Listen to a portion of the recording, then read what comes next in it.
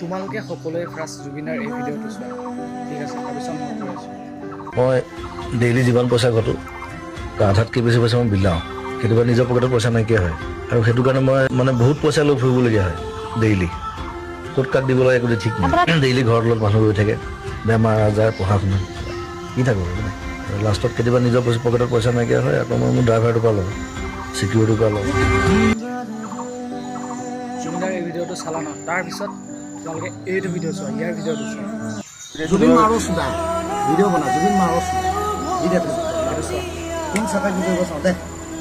আকৌ জুবিন মাৰো চোদা চুদুৰ ভাই তোমালোকে নিজে কোৱা গাইছ, ইয়াক এতিয়া কি কৰিব লাগে? জাষ্ট মই অসম চৰকাৰলৈ এটাই ৰিকুৱেষ্ট কৰিছোঁ, ই য'তেই থাকে, ই যেনেকেই থাকে মানে ইয়াক ধৰি লৈ মানে ৰাম ধুলাই দিব লাগে। চ' মই এইটো ৰিকুৱেষ্ট কৰিছোঁ। জুবিনদাৰ বিষয়ে এনেকৈ কোৱাটো মানে বহুত এটা কি ক'ম আৰু এতিয়া, ঠিক আছে গাইছ?